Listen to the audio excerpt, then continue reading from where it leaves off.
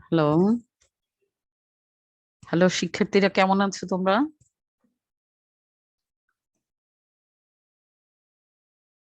তোমরা আল্লাহর রহমতে ভালো আছো? তোমাদেরকে আজকে আমি মতলবজেবী সরকারি পাইলট উচ্চ বিদ্যালয়ের পক্ষ থেকে অনলাইন ক্লাসে স্বাগত জানাচ্ছি। শুরুতেই তোমাদের একরাশ গোলাপের শুভেচ্ছা রইল। সুপ্রিয় শিক্ষার্থীরা, তোমরা আজকের ক্লাসটি মনোযোগ সহকারে করার চেষ্টা করবে। আজকের পরিচিতি: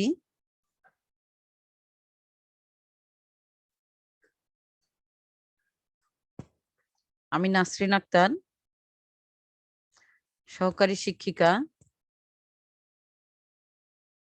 মতলবজেবী সরকারি পাইলট উচ্চ বিদ্যালয়, মতলব চাঁদপুর। সুপ্রিয় শিক্ষার্থীরা, পরিচিতি পর্বের পরই আজকের ক্লাসটি শুরু করতে যাচ্ছি। তোমরা অবশ্যই ক্লাসে সাড়া দেবে। সুপ্রিয় শিক্ষার্থীরা, তোমরা নিশ্চয়ই একটি স্লাইড দেখতে পাচ্ছ। স্লাইডটিতে কি দেখতে পাচ্ছ?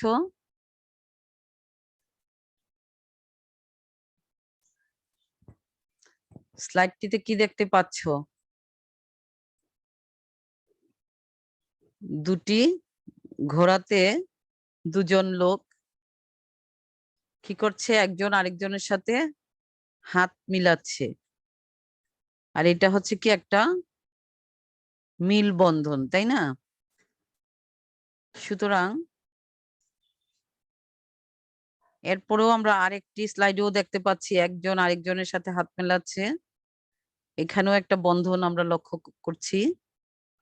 সুপ্রিয় শিক্ষার্থীরা, তাহলে এই দুটি এক এক করে দুটি স্লাইডের মাধ্যমে আমরা আজকের পাঠ ঘোষণা করতে পারি।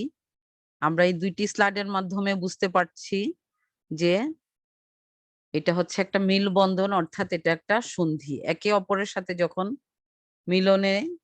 মিলন হয় তখন হয় কি দুইয়ের মধ্যে একটি সন্ধি, অর্থাৎ আজকের পাঠ হচ্ছে কি সন্ধি। সুপ্রিয় শিক্ষার্থীরা, তাহলে ক্লাসটি উপভোগ করার জন্য আমন্ত্রণ রইল। নেক্সট যাওয়া যাক। সুপ্রিয় শিক্ষার্থীরা, আজকের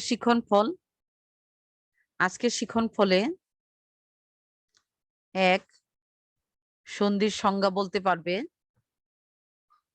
2 সন্ধির প্রকারভেদ বলতে পারবে, 3 উদাহরণ সহ স্বরসন্ধি ও ব্যঞ্জন সন্ধির সংজ্ঞা বলতে পারবে। সুপ্রিয় শিক্ষার্থীরা, চতুর্থতে আমরা আসলাম সন্ধির প্রয়োজনীয়তা ব্যাখ্যা করতে পারবে। তাহলে চলো আমরা শিক্ষণফল অনুসারে এক এক করে সামনের দিকে এগোতে থাকি।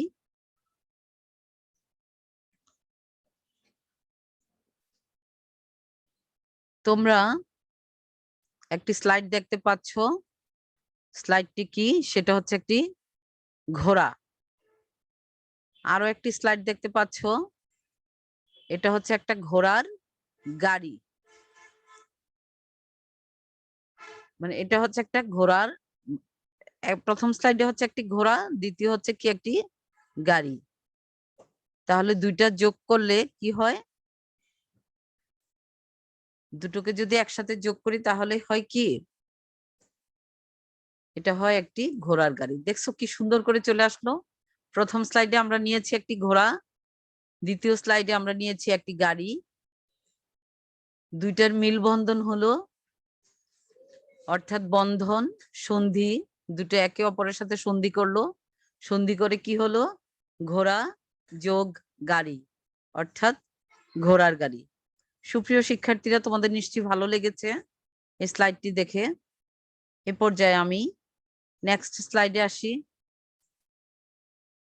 নেক্সট স্লাইডে তোমরা কি দেখতে পাচ্ছ? একটি স্লাইড দেখতে পাচ্ছ যার কালার হচ্ছে কি নীল। আরো একটি স্লাইড দেখতে পাচ্ছ, যেখানে আমরা দেখতে পাচ্ছি একটি ফুল।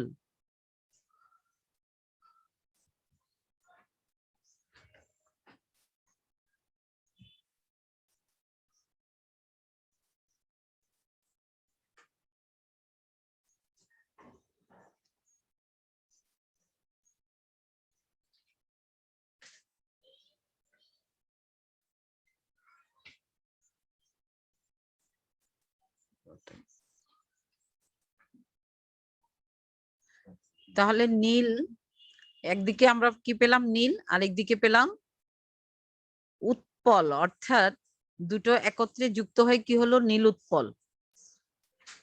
দুইয়ের বন্ধনে একটি সুন্দর ফুল হলো নীল উৎপল।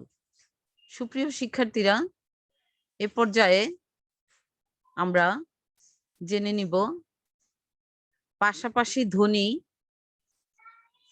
ও মিলন।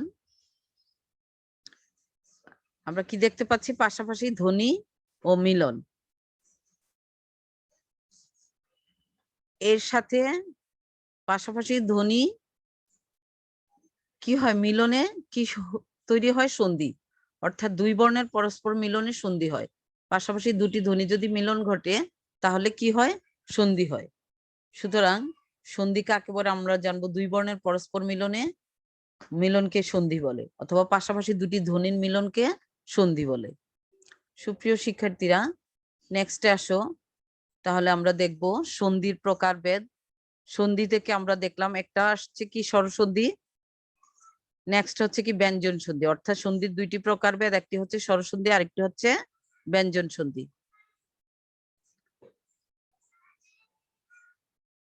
এবার দেখো নেক্সট স্লাইডে আমরা কি দেখতে পাচ্ছি, আমরা একটি স্লাইড দেখতে পাচ্ছি যেখানে হচ্ছে রবি অর্থাৎ সূর্য,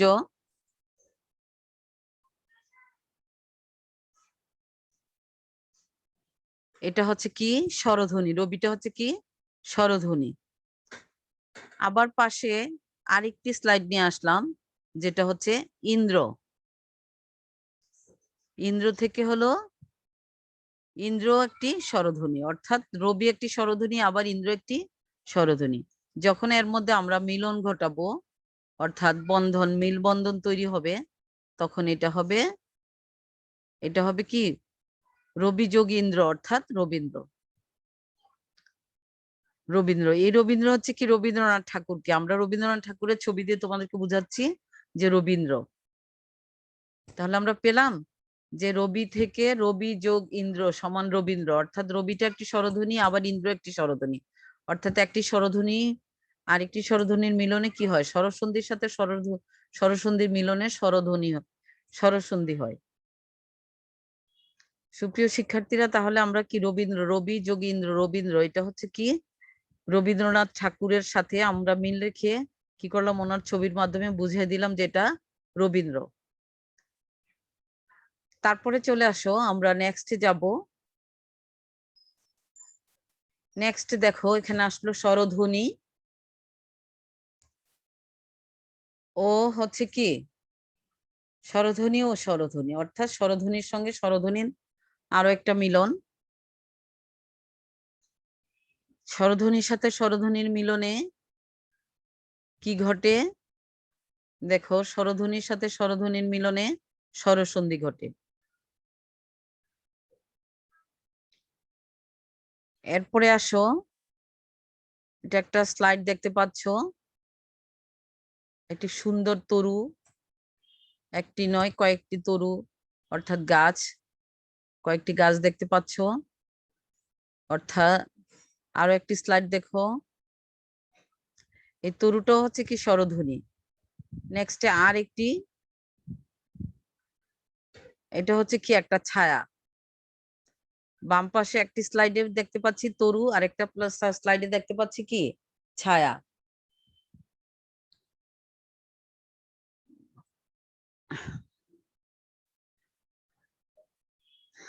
তাহলে তরুটা হচ্ছে স্বরধ্বনি আর ছায়া হচ্ছে ব্যঞ্জন ধ্বনি।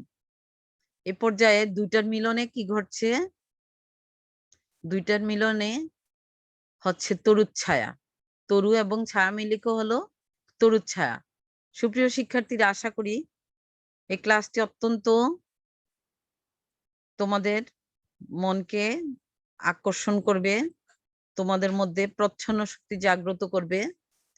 তোমরা এভাবে ক্লাসগুলি দেখার চেষ্টা করবে প্রতিদিন। এরপরে আসো আরো একটি স্লাইড। স্লাইডে আমরা কি পেলাম? মৃৎ, অর্থাৎ এই মৃৎটা হচ্ছে ব্যঞ্জন ধ্বনি।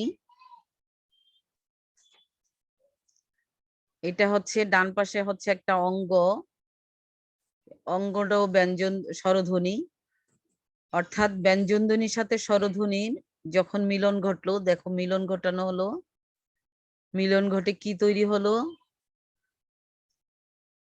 মৃদঙ্গ।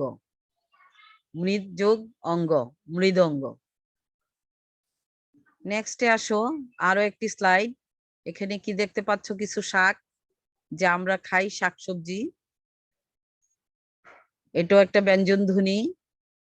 ডান পাশে আসো, এখানে আমরা দেখতে পাচ্ছি ভাত, যা আমরা খেয়ে বাঁচি। আমরা মাছে ভাতে বাঙালি, শাকসবজিও আমাদের পুষ্টিকর খাবার। সে ভাত, এটা হচ্ছে ব্যঞ্জন ধ্বনি, অর্থাৎ ব্যঞ্জন ধ্বনির সঙ্গে ব্যঞ্জন ধ্বনির মিলনে কি ঘটে? দেখো দুইটা মিলন ঘটানো হলো, দুইটা মিলন ঘটলে কি হচ্ছে? শাক ভাত। ব্যঞ্জন ধ্বনির সঙ্গে ব্যঞ্জন ধ্বনির মিলনে কি হচ্ছে? ব্যঞ্জন সন্ধি হচ্ছে। সুপ্রিয় শিক্ষার্থীরা, এবারে দেখো স্বরধ্বনি ও ব্যঞ্জন ধ্বনি এবং ব্যঞ্জন ধ্বনি ও স্বরধ্বনি, আবার ব্যঞ্জন ধ্বনি ও ব্যঞ্জন ধ্বনি, তিনটার যখন আমরা স্বরধ্বনি ও ব্যঞ্জন ধ্বনি, ব্যঞ্জন ধ্বনি ও স্বরধ্বনি, আবার ব্যঞ্জন ধ্বনি ও ব্যঞ্জন ধ্বনি, তিনটার মিলনে কি ঘটে? দেখো এই তিনটা মিলন ঘটলো, মিলনে কি ঘটছে? ব্যঞ্জন সন্ধি। স্বরধ্বনির সঙ্গে ব্যঞ্জন ধ্বনি, ব্যঞ্জন ধ্বনির সঙ্গে স্বরধ্বনি ও ব্যঞ্জন ধ্বনি ও ব্যঞ্জন ধ্বনি মিলে ব্যঞ্জন সন্ধি ঘটিত হয়। সুপ্রিয় শিক্ষার্থীরা, এরপরে আসো আমরা একটু পিছনে যাই। আমাদের প্রথমেই শিখন ফলে কথা ছিল যে এক, স্বরসন্ধি কাকে বলে, সন্ধি কাকে বলে, সন্ধি কয় প্রকার ও কি কি, অর্থাৎ সন্ধির প্রকারভেদ। তো আমরা সন্ধি কাকে বলে সেটাও পেয়েছি, স্বরসন্ধি ব্যঞ্জন সন্ধির পরিচয় পেয়েছি, কিভাবে স্বরসন্ধি ও ব্যঞ্জন ধ্বনি মিলিত ঘটে সেটাও আমরা দেখেছি। এবার আমরা 3 নম্বরে যাব, সন্ধির প্রয়োজনীয়তা ব্যাখ্যা করব। সন্ধির প্রয়োজনীয়তা ব্যাখ্যার মধ্যে আসো, সন্ধির ফলে কি ঘটে? সন্ধির ফলে এক হচ্ছে নতুন শব্দ গঠিত হয়, দুই দেখো শব্দ সংক্ষিপ্ত হয়, তিন দেখো উচ্চারণ সহজ হয়, চার ভাষা শ্রুতিমধুর হয়। তাহলে আমরা কি জানলাম? সন্ধির প্রয়োজনীয়তা, সন্ধির ফলে নতুন শব্দ গঠিত হয়, দুই হচ্ছে শব্দ সংক্ষিপ্ত হয়, তিন হচ্ছে উচ্চারণ সহজ হয়, চার হচ্ছে ভাষা শ্রুতিমধুর হয়। তো সুপ্রিয় শিক্ষার্থীরা, আমি আশা করি সন্ধির প্রয়োজনীয়তাটা তোমরা বুঝতে পেরেছো। এ পর্যায়ে আমি তোমাদের কিছু দলগত কাজ দিচ্ছি। তোমরা নিচের কোনটি কোন সন্ধি শনাক্ত করবে?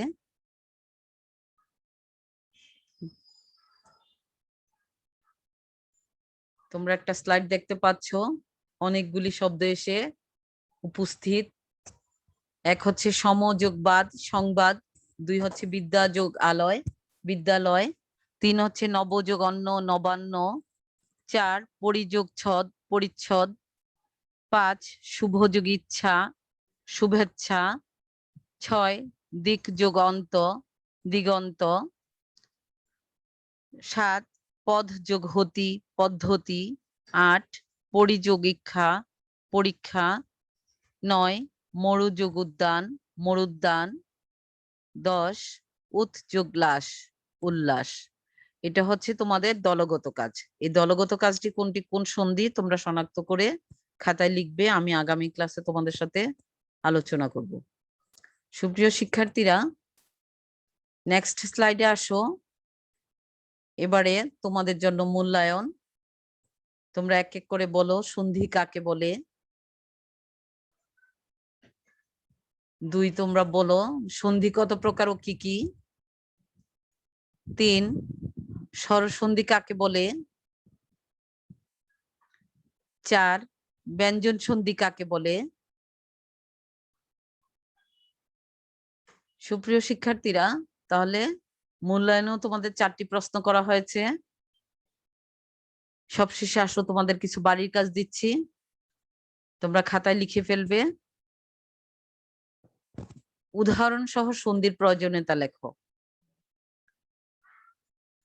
সুপ্রিয় শিক্ষার্থীরা, তাহলে বাড়ির কাজ খাতায় সুন্দর করে লিখে নাও, উদাহরণ সহ সন্ধির প্রয়োজনীয়তা লেখো।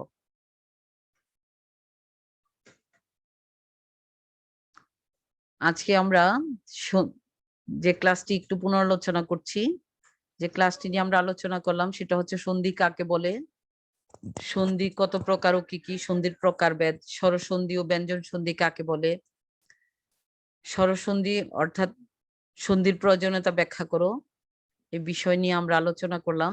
সুপ্রিয় শিক্ষার্থীরা, আশা করি ক্লাসটি তোমাদের ভালো লেগেছে, তোমরা বুঝতে পেরেছো। যদি তোমাদের বুঝাতে কোনো সমস্যা, বুঝতে কোথাও কোনো সমস্যা থেকে থাকে তাহলে আমাকে কমেন্ট করে জানিও। আমি আশা করি তোমাদের ক্লাসটা বিষয়টা সলভ করার চেষ্টা করব।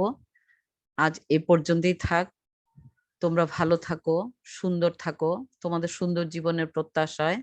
আল্লাহ হাফেজ, সবাইকে ধন্যবাদ।